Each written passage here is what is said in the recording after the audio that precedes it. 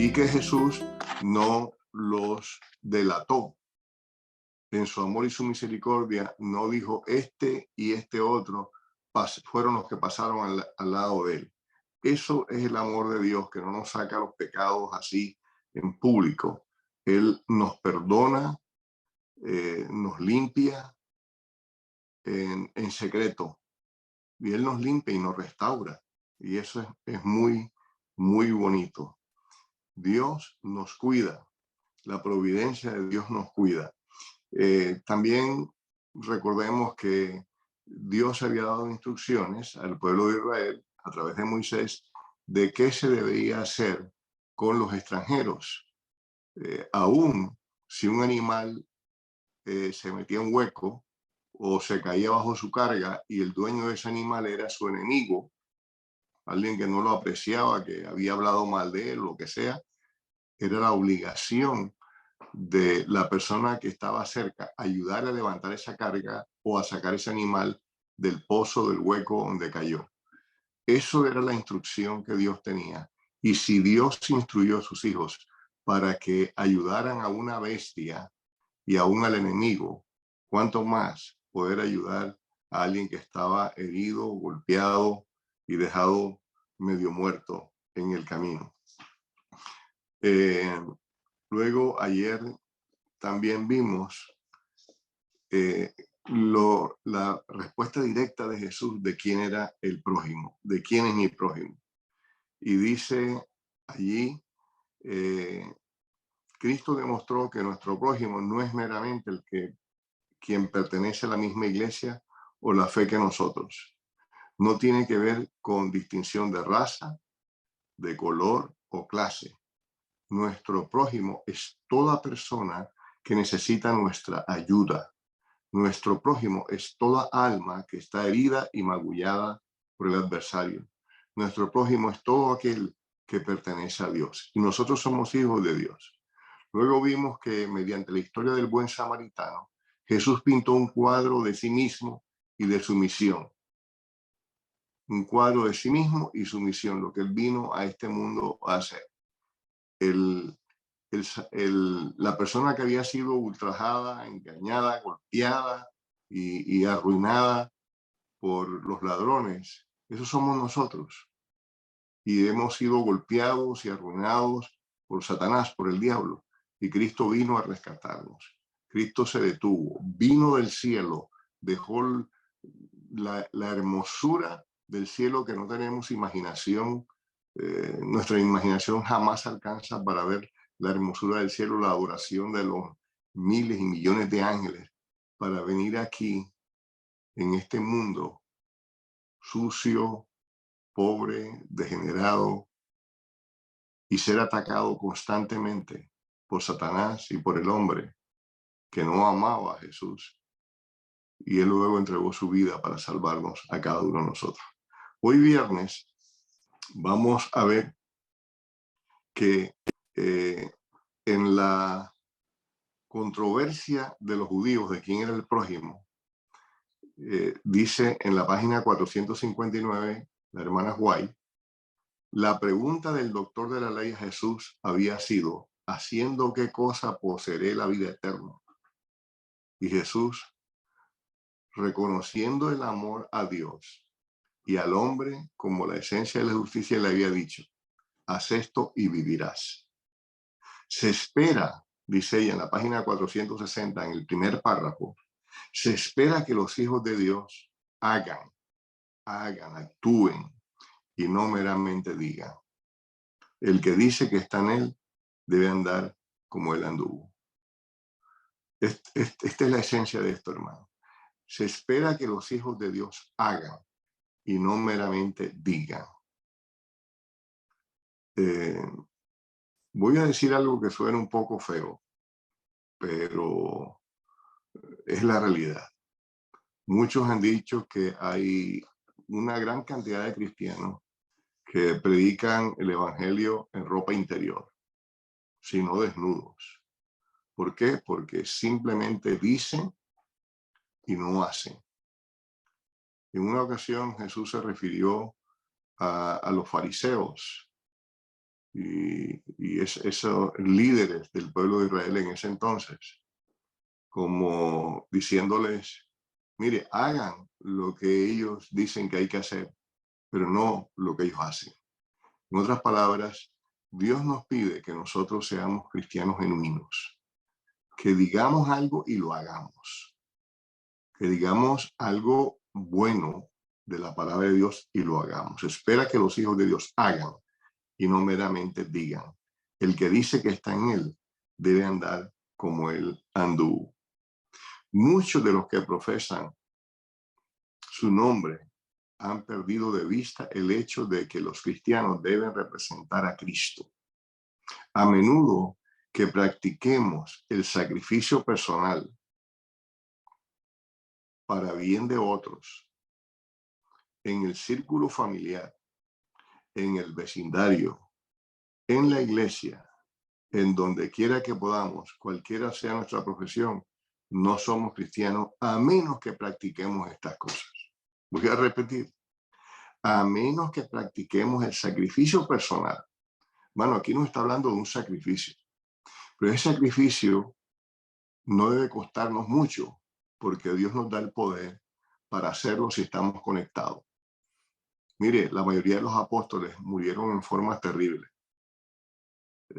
Algunos decapitados, otros simplemente apedreados, crucificados, pero ellos sintieron gozo por morir por Cristo, porque Cristo había dado su vida por nosotros. A ese estado solamente se llega buscando a Dios cada día, compenetrándonos con Él, haciéndolo nuestro amigo de viaje, nuestro Dios todopoderoso. Entonces, muchos de los que profesan su nombre han perdido de vista el hecho de que el cristiano debe representar a Cristo. Somos representantes de Cristo. Somos cartas leídas, como dice el apóstol Pablo. Dice, a menos que practiquemos el sacrificio personal para bien de otros. ¿En dónde? En el círculo familiar. Hay que empezar por ahí, el círculo de la familia. Tu esposa, tus hijos, tu esposo, tus hijos, es el círculo familiar. Aún podemos incluir a la suegra allí, si ustedes lo prefieren de esa manera. Yo con mi suegra me llevé muy bien. Era un hijo más para ella. En el círculo familiar primero, luego en el vecindario, luego en la iglesia. Y dice aquí, y por donde quiera que vayamos, no importa qué profesión tengamos, si soy mecánico, si soy pastor, si soy agricultor, no importa si soy médico, enfermero, lo que sea, no importa qué profesión tengamos, si no practicamos el sacrificio personal en bien de otros, no somos cristianos. Por más que lo digamos, por más que vayamos a la iglesia, por más diezmos y ofrendas que demos, si nosotros no servimos, hermanos, si nosotros no colaboramos, la palabra real es servicio, si nosotros no servimos a nuestro círculo familiar, al vecindario, a aquellos con que nos relacionamos, a la gente de la iglesia, a la gente con la que trabajamos, si nosotros no servimos a ellos, no somos realmente cristianos. Luego quisiera pasar a otra parte y sigue diciendo la hermana Guayaquil. Si somos cristianos, no pasaremos de un lado manteniéndonos tan lejos como sea posible de aquellos que más necesitan nuestra ayuda. En otras palabras, si somos realmente cristianos, vamos a ayudar al que necesitamos, al que necesita. Y Dios lo ha puesto en nuestro camino. Cuando vemos a un ser humano en angustia, sea por aflicción o por el pecado, nunca diremos, esto no me incumbe. Hermano, está bien claro. Aún cuando vemos a alguien en la aflicción o el pecado, o sea que por culpa de esa persona está en la bebida, en adulterio, en lo que sea, en el problema más grande, por haberse apartado de Dios está sufriendo, es nuestro deber ayudarlo también. Hablarle del amor de Dios. Ponerle la mano en el hombro y decirle, mira, Dios te ama. Dios te quiere. Y otra sentencia, otra frase que he señalado. Hermanos, yo le quiero mostrar un poquito aquí cómo yo subrayo todo y tengo todo este capítulo de arriba abajo. Ustedes pueden ver allí, le pongo anotaciones a los lados, en fin. Y ahorita van a ver esta parte de acá. Bueno, me gusta hacer eso, escribir, señalar, anotar a los lados, a mí así también con la escuela sabática, con la lección de escuela sabática que lo tengo en esta forma digital. Hermanos, Dios quiere que nunca pasemos al lado de un alma que sufre sin tratar de impartirle el consuelo con el cual nosotros somos consolados por Dios. Si hemos sido consolados por Dios, si hemos sido perdonados por Dios, porque Dios mismo ha puesto en nosotros el deseo de arrepentimiento. Entonces, y nos hemos arrepentido y nuestra vida ha cambiado. Entonces, eso debemos comunicar a otros también. Porque el amor de Dios no es solamente para mí, no es solamente para los adventistas, los evangélicos. El amor de Dios es para todo el mundo, todo aquel que quiera buscarle y hacerlo su Dios. Dios está para esa persona también. No solamente para los de mi iglesia, los de mi religión, los de mi raza, para todos. El amor de Dios es grande, es poderoso, es precioso. Ahora, hermanos, aquí voy a entrar en un tema totalmente nuevo. Y aquí les voy a contar dos experiencias. Todavía tenemos un poco de tiempo, pero antes quiero leer en la página 467 lo siguiente. Por el sentimiento que manifestamos hacia nuestros hermanos, declaramos cuál es nuestro sentimiento hacia Dios. Y nuestros hermanos son todos, son hijos de Dios, nosotros somos hijos de Dios. Entonces, los otros hijos de Dios son nuestros hermanos también. El amor de Dios en el corazón es la única fuente de amor al prójimo. El amor de Dios en el corazón es la única fuente de amor al prójimo. ¿Cómo consigo eso? Estando unido con Cristo. Cuando yo amo a Dios, ¿y cómo llego a amar a Dios? Pues meditando, leyendo, escuchando de la palabra de Dios. La hermana White nos habla de que nosotros debemos meditar mucho en las escenas finales de Jesús, cuando fue al Calvario. Las últimas escenas, los últimos días de Jesús en esta tierra. Y luego, cuando muere, lo sepultan y resucita. Debemos meditar en eso. Y cada día mantenernos en comunión con Dios. Cuando nos mantenemos en comunión con Dios cada día, el amor de Dios en el corazón llega a ser la única fuente de amor al prójimo. Él nos da eso. Él nos bendice de esa manera para que podamos realmente ayudar al prójimo. Si alguno dice, yo amo a Dios y aborrece a su hermano, es mentiroso. Porque el que no ama a su hermano, al cual ha visto, ¿cómo puede amar a Dios a quien no ha visto? Amados, si nos amamos unos a otros, Dios está en nosotros y su amor es perfecto en nosotros. Ahora quiero leer 1 de Juan 4:20. 1 de Juan 4:20 nos va a decir lo siguiente. Si alguno dice, yo amo a Dios y aborrece a sus hermanos, es mentiroso. Pues el que no ama a su hermano, a quien ha visto, ¿cómo puede amar a Dios a quien no ha visto? Y nosotros tenemos este mandamiento de él. El que ama a Dios, ame también a su hermano. Y el versículo 12 dice, nadie ha visto jamás a Dios. si nos amamos unos a otros, Dios permanece en nosotros y su amor se ha manifestado, se ha perfeccionado en nosotros. Primera de Juan 4, versículo 12. Hermanos, volviendo al tema de esta última parte, yo le dije que tengo dos historias que quiero contar.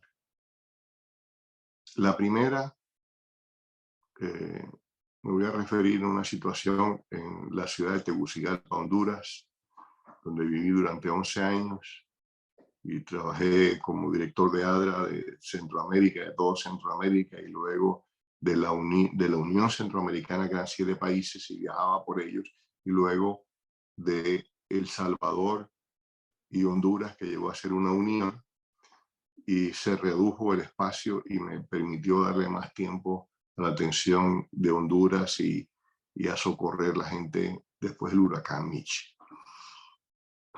Un día, siempre me ha gustado el tema de construcción, de que la iglesia se vea hermosa, se vea bonita, esté limpia. Y pedí a los hermanos que fueran al otro día, el día domingo, a limpiar los alrededores de la iglesia de Tepeyac. Ahí en Tegucigalpa es prácticamente la iglesia madre. Así que varios hermanos llegaron, nos reunimos, oramos y empezamos a trabajar. Algunos se fueron a un lugar, otros al otro. Esa iglesia tiene un grande gimnasio, tiene también una escuela. Entonces fuimos algunos a la parte del gimnasio, adelante, que tenía bastante hierba por ahí.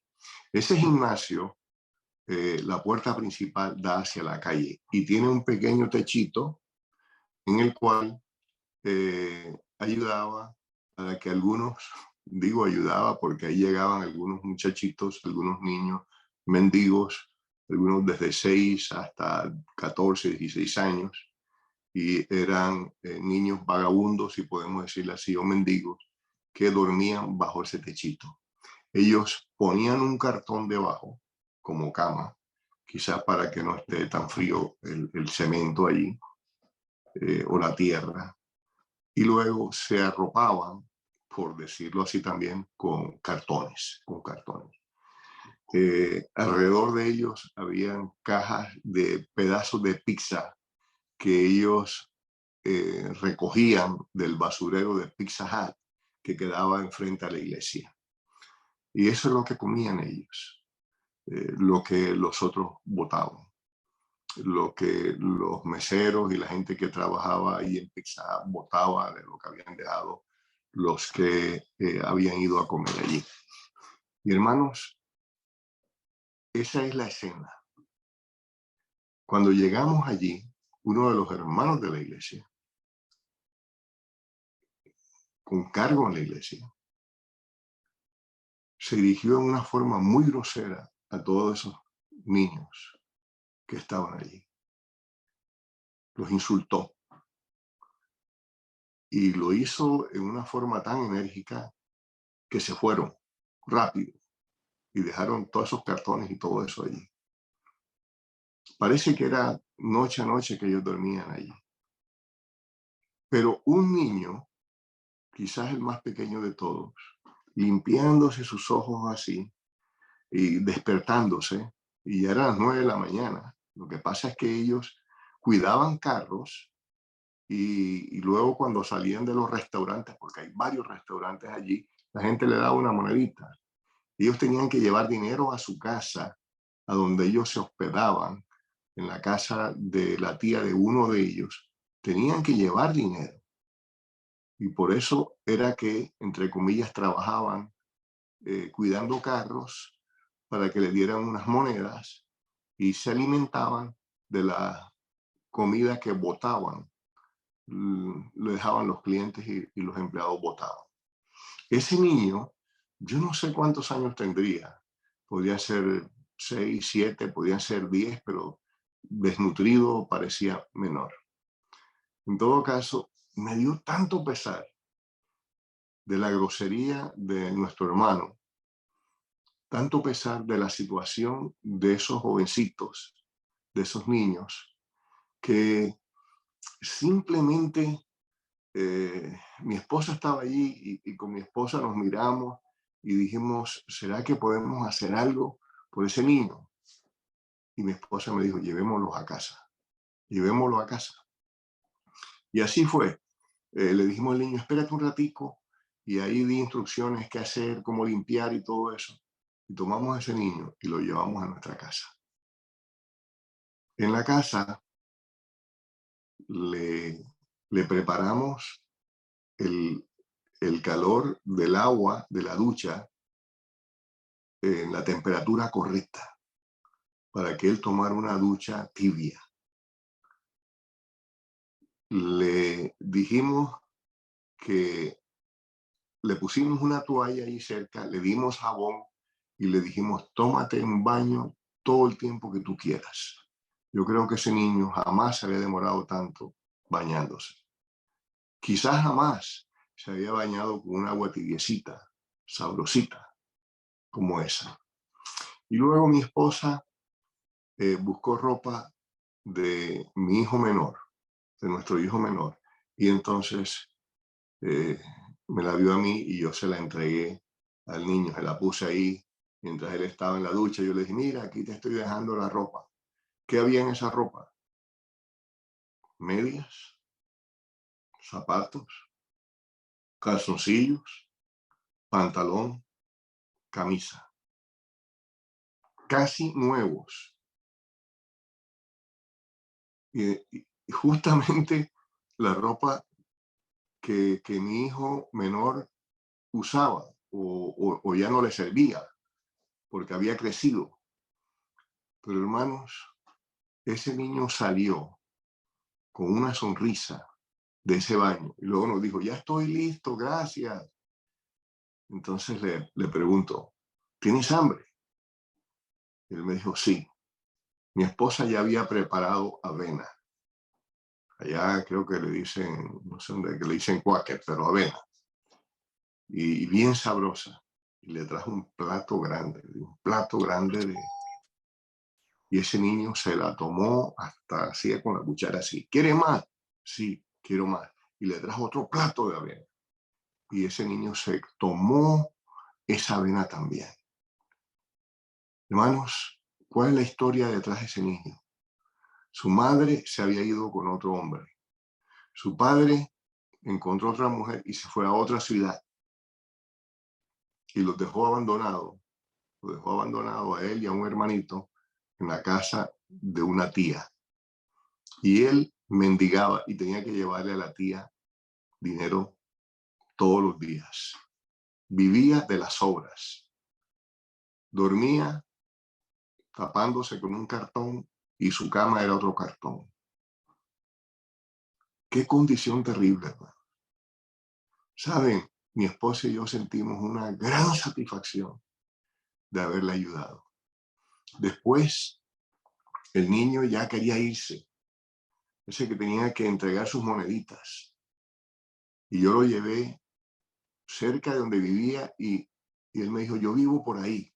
No pude saber exactamente dónde vivía porque era una entrada y en el carro no podía ir hasta allá. Lamento eso. Invité al niño a que viniera a la iglesia.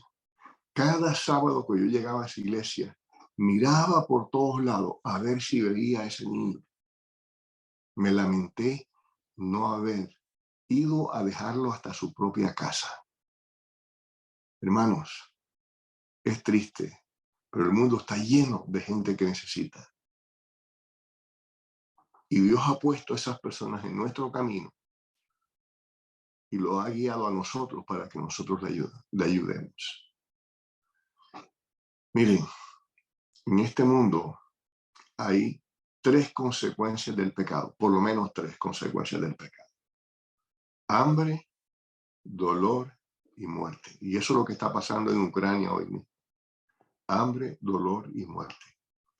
3 actitudes ante el hambre, dolor y la muerte. Indiferencia, la del sacerdote. Curiosidad, la del levita. Y compasión, la del buen samaritano, la de Cristo hacia nosotros. Hay 3 filosofías que mueven al mundo. Lo tuyo es mío. lo que quiere hacer Putin con Ucrania. Lo tuyo, eso de ustedes, ese país, eso es mío. Eso es de Rusia. Lo tuyo es mío. Lo mío es mío y lo tuyo es tuyo. Hay mucha gente que no quieren que se metan en tu vida, ni tú meterte en la vida de ellos tampoco. Lo tuyo es tuyo, lo mío es mío. Y la tercera filosofía que mueve el mundo es esta. Lo mío es de Dios. Lo que yo tengo es de Dios. Y por eso lo comparto. Y eso lo vemos también en la historia del buen samaritano. Lo mío es de Dios y por eso lo comparto. El buen samaritano compartió su cabalgadura, compartió su vino, su aceite, compartió su dinero, compartió su fuerza llevándolo al mesón, pagando, cuidándolo. Y Dios quiere que nosotros seamos así. Y por último, me quedan 3 minutos todavía, quiero contarle otra historia. Estaba en la iglesia de Silver Spring en Maryland, al norte en Estados Unidos, cerquita ahí de Washington, cerca de Baltimore. Vivía allí y en una clase de escuela sabática, un hermano ya adulto, él ya murió hace varios años, colombiano de la ciudad de Bucaramanga, él dijo lo siguiente: estaba enemistado con un hermano en la iglesia. Ese hermano me veía venir por este camino y se iba por el otro. No nos hablábamos.